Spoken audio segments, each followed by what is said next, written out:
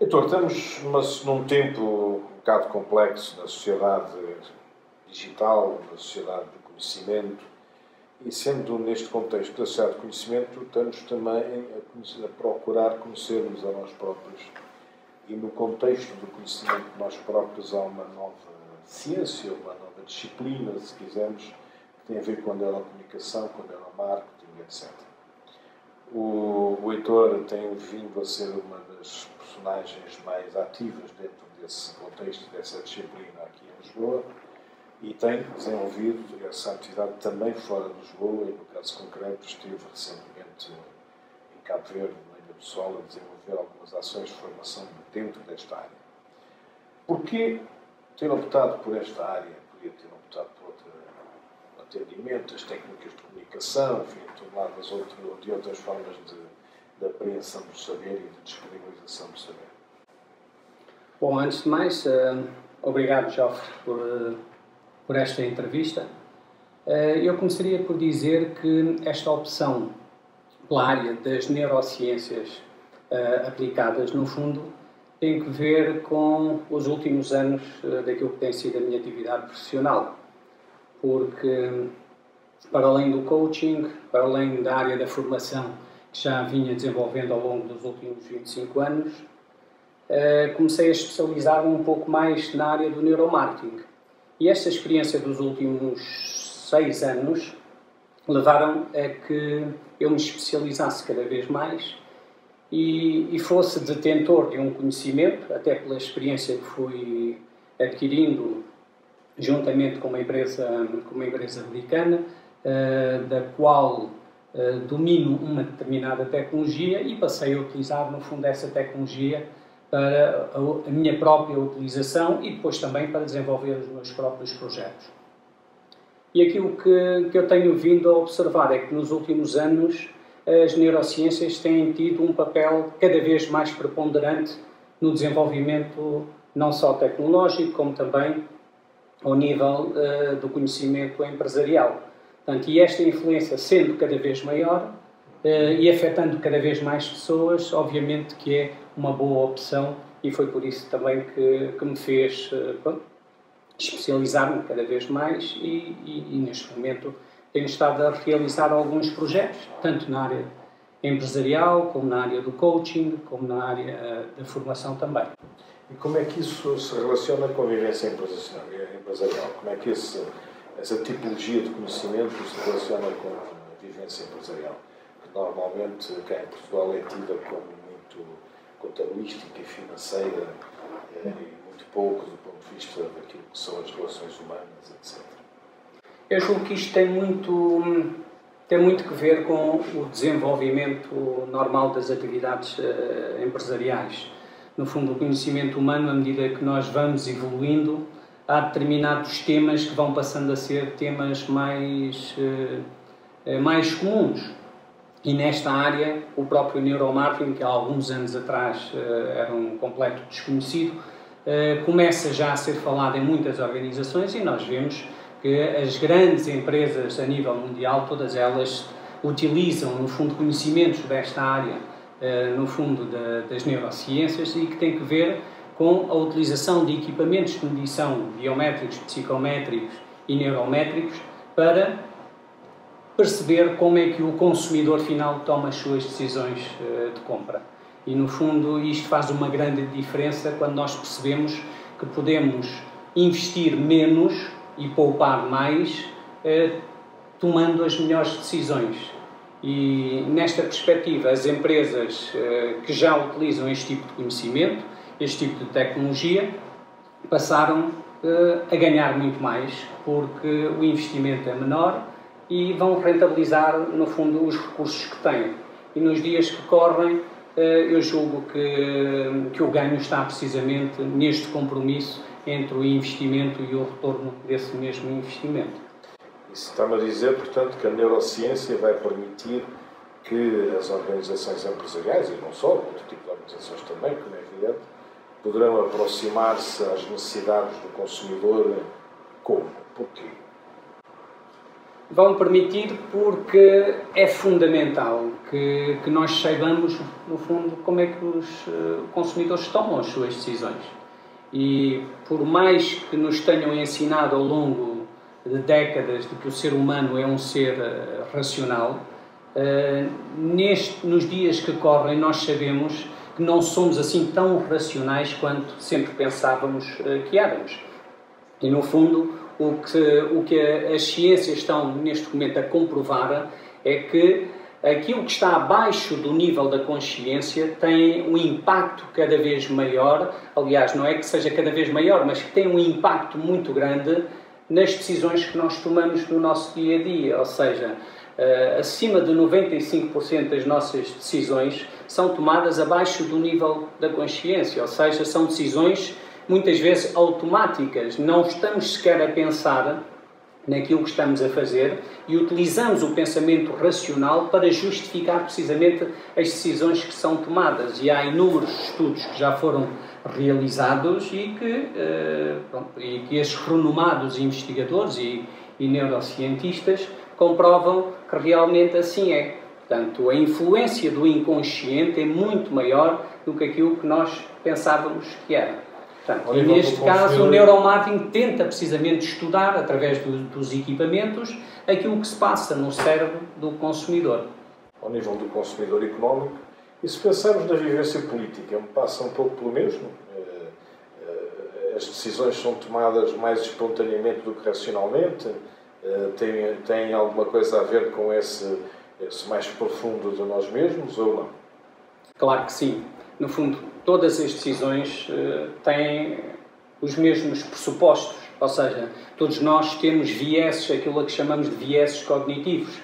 E, no fundo, aquilo que se passa no cérebro de cada um de nós quando toma a sua decisão de compra, entre aspas, porque não é necessariamente o comprar um bem ou comprar um serviço, mas também pode ser o comprar uma ideia.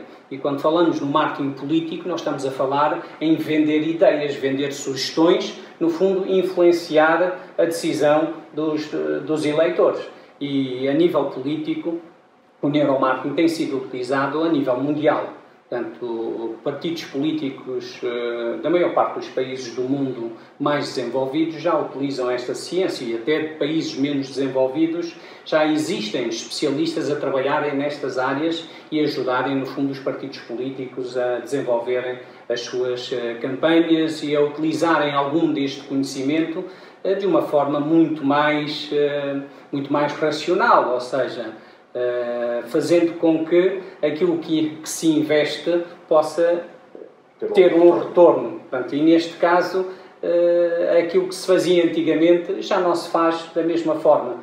E às vezes é muito difícil, mesmo para equipas de empresas que já trabalham há muitos anos nestas áreas, de conseguirem, no fundo, dar este passo. Ou seja, as pessoas ainda estão muito apegadas às raízes, ao passado, e o nosso cérebro tem esta dificuldade, ou seja, tudo aquilo que é novo, tudo aquilo que que não é conhecido, cria-nos uma certa reserva e faz-nos, no fundo, refriar um bocado os ânimos. Mas, na realidade, o que se passa é exatamente isso. Há conhecimento científico muito atual, conhecimento científico bastante pertinente e que interfere com a vida de todos nós, tanto ao nível político, como social, como económico. E, nesse aspecto, é fundamental que os profissionais das áreas do marketing, das áreas da gestão, entendam de uma vez por todas que a formação contínua ao longo da vida, aquilo que nós há alguns anos, tanto na EPAR como noutras organizações da área da formação, que sempre íamos avançando e dizendo e defendíamos, no fundo, nas nossas ações de formação, que no fundo o conhecimento era fundamental e que os profissionais tinham de estar constantemente a fazer formação se quisessem sobreviver nos tempos atuais, é exatamente aquilo que se vai passar daqui para frente. Principalmente agora, quando nós temos já, no fundo, aqui a concorrência desleal, entre aspas, da inteligência artificial, que vai ser um tema muito... Posso ser um bocado provocador? Pelo que nos está a dizer, nós somos mais robôs do que imaginamos? Não, é precisamente o contrário. Portanto, aquilo que eu defendo e aquilo que têm sido os conhecimentos mais atuais, né, nesta área dizem precisamente o inverso, que nós somos seres emocionais. Nós somos seres emocionais que de vez em quando racionalizamos, não é? E há estudos muito interessantes, nomeadamente uma obra-prima do professor Dr. António Damasio, que é um grande neurocientista português radicado nos Estados Unidos, e que escreveu uma obra que se chama O Erro de Descartes, onde fala precisamente sobre as questões das emoções, de que forma é que as emoções interferem nos processos de decisão. E não é à toa, por exemplo, que existem muitos festivais de verão, existem muita coisa ligada ao prazer e as grandes organizações apoiam sempre este tipo de atividade. Porquê? Porque é precisamente nos momentos em que há uma maior emoção no ser humano, que se dá essa emoção toda, que nós criamos as conexões, ou seja, tudo aquilo que seja positivo fica associado a uma determinada marca, principalmente se forem essas as marcas que estão, no fundo, a promover determinado tipo de evento. Na segunda batota, significa que as organizações com maior capacidade financeira, usando o neuromarketing, fazem um bocado de concorrência desleal, porque as outras não têm capacidade de usar. Eu diria que isto acontece a todos os níveis da nossa vida, não é? Portanto, o poder do capital é enorme.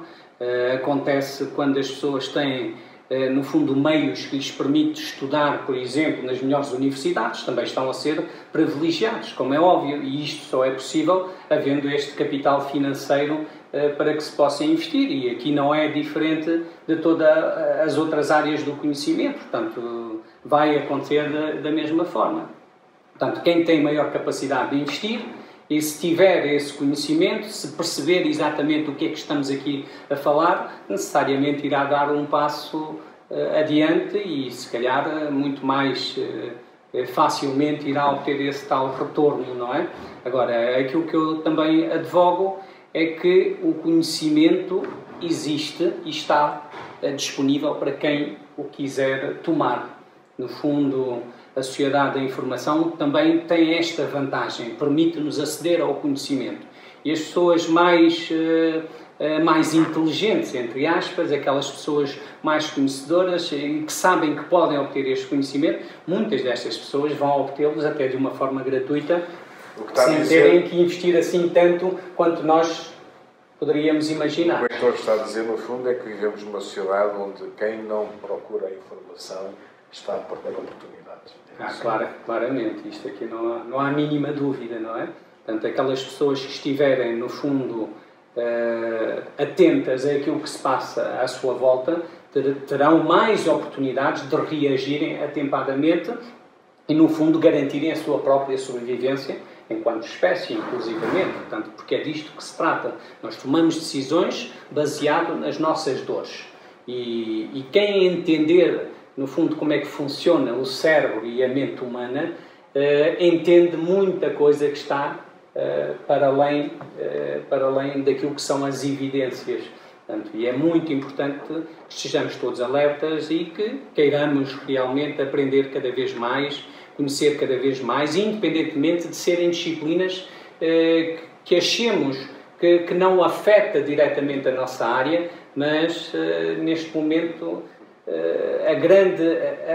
no fundo, para mim, a grande ciência é a compreensão de que a interdisciplinaridade é, no fundo, a base metodológica que cada um de nós deve assumir e deve aceitar, porque já não podemos viver cada um na sua capelinha. Portanto, temos que viver com o conhecimento, mas de uma forma integrada, porque é precisamente através desta integração de conhecimentos que nós depois podemos dar o tal pulo e fazer a diferença na atividade em que nos encontramos. Para terminar, mais uma pequena provocaçãozinha, significa então que nós estamos a viver um tempo da grande concorrência entre a inteligência artificial e a inteligência emocional, será assim?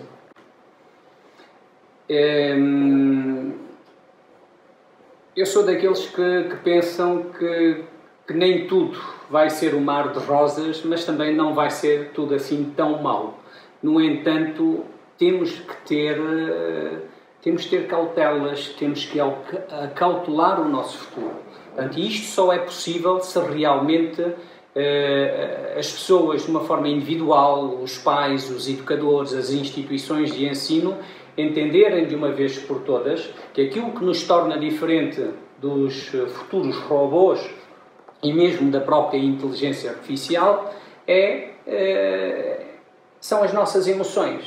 Portanto, e nós compreendendo o que são as emoções, nós temos uma vantagem em relação a essa inteligência artificial, porque vai nos permitir ser mais criativos, vai nos permitir, no fundo, resolver problemas que no fundo os robôs ou a tecnologia ainda não o fazem, porque lhes falta precisamente as emoções, que é aquilo que faz com que nós sejamos seres humanos, não é? Seres que pensam, os Homo sapiens. Somos Homo sapiens porquê? Porque temos esta capacidade de refletir, mas também porque temos esta capacidade, que é termos emoções.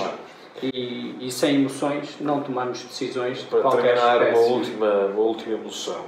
O puto vai para a escola carregado de 10 kg de manuais escolares, ou era mais barato o Ministério da Educação oferecer um portátil com os manuais escolares lá dentro?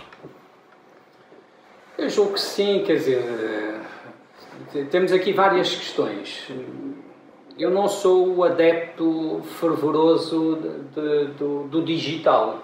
Eu julgo que o analógico, eu julgo que o tacto, ou seja, a utilização dos nossos sentidos permite-nos adquirir o conhecimento. E o conhecimento não se faz de uma forma robótica, ou seja, não é pelo facto de eu ter todo o conteúdo num computador que me vou sentir atraído e motivado para ir ao computador e ler o conhecimento. Aliás, e ler a informação. Mas a informação só se transforma em conhecimento quando realmente nós interagimos. E, por mais que nos custe, o facto de nós podermos tocar num livro, isto ajuda-nos a ter uma maior percepção do conhecimento.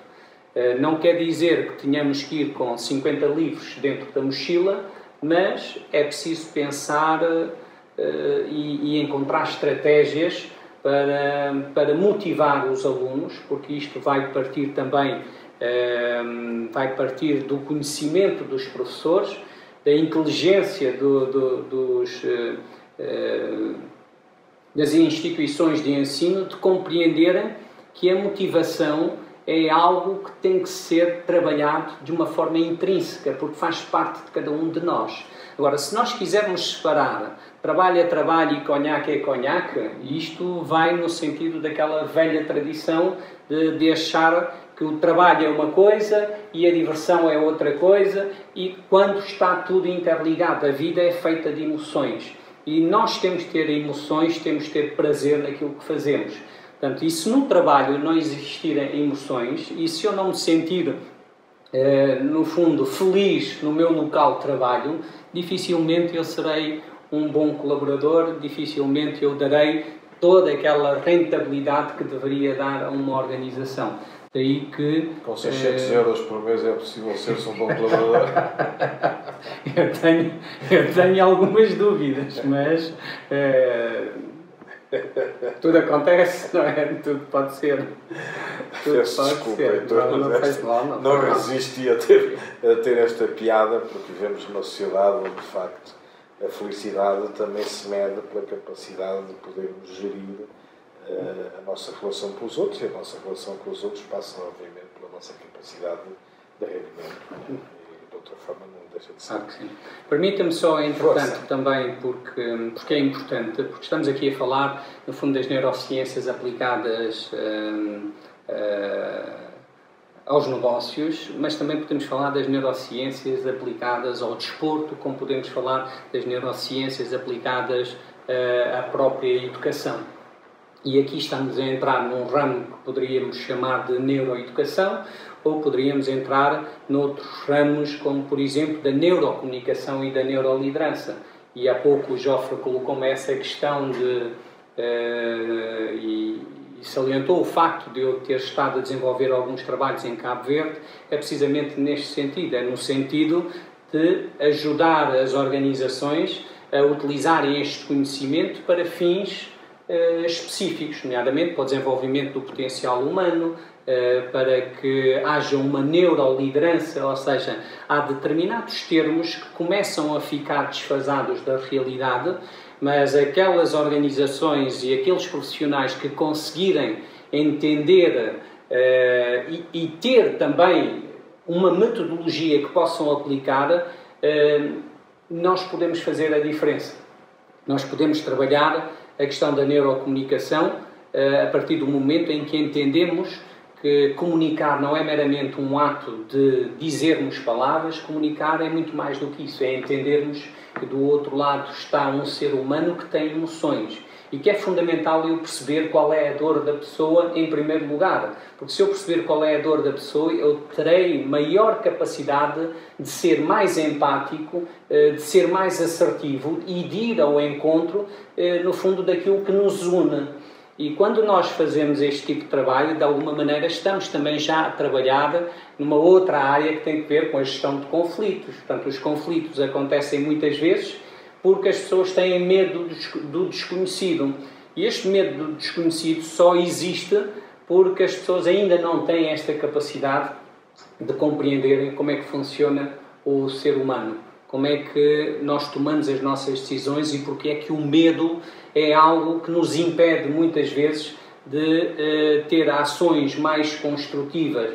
E então, porque estamos receosos, ficamos mais defensivos e ao sermos mais defensivos estamos a contribuir para uma maior conflitualidade. Portanto, e todos estes temas são temas que se interrelacionam e com uma boa metodologia, que é aquilo que eu acredito que no fundo faça a diferença, é possível darmos um passo mais além e podermos, no fundo, criar algo diferente e fazer com que as organizações sejam realmente organizações que aprendam e que estejam disponíveis para contribuir para uma sociedade melhor, no fundo, com todos aqueles valores que E Cabo Verde é um bom mercado do ponto de vista económico, social e cultural, ou é um mercado difícil? Não, eu julgo que Cabo Verde é um mercado muito apetecível. Aliás, sendo no fundo um país onde o turismo e os serviços são no fundo as atividades principais, acredito até que sejam muito mais apelativos. Portanto, do meu ponto de vista, Cabo Verde é um mercado muito interessante e, apesar de ter excelentes profissionais, há sempre novas oportunidades, tal como acontece aqui em Portugal. Os grandes profissionais têm sempre lugar no mercado porque fazem a diferença. E é nisto, no fundo, que nós temos vindo também a trabalhar, nomeadamente com a FormDefi e com a própria Psicotraining na área da formação, de criar conteúdos que sejam relevantes e que possam fazer a diferença no mercado. E o facto também de estarmos e de sermos consultores PDA, no fundo, temos esta capacidade de interferir diretamente no tecido, nos recursos humanos das organizações, de modo a apresentarmos soluções muito interessantes que vão facilitar a vida da maior parte desses departamentos de recursos humanos. Porquê? Porque nos permite atualizar, no fundo, todo um conhecimento, fazer uma radiografia imediata, sei lá, imagine-se que existe um processo de recrutamento e o processo de recrutamento é um processo que leva tempo. Nós conseguimos, em 24 horas, por exemplo, fazer uma radiografia de toda uma organização, independentemente do número de colaboradores que essa organização tenha. E isto não são todos os que têm essa oportunidade. E nós, através das tecnologias, através do conhecimento que neste momento dominamos, permite-nos ter esta capacidade para fazer a diferença no mercado. E fazemos essa diferença não apenas no mercado português, mas também no mercado de Cabo Verde e de outros sítios para onde iremos nos próximos tempos, inclusivamente para Moçambique também. Muito bem. Vamos parar por aqui, que já estamos há muito tempo a conversar. Obrigado, Dr. Fox. Obrigado eu. Até a próxima. Até a próxima.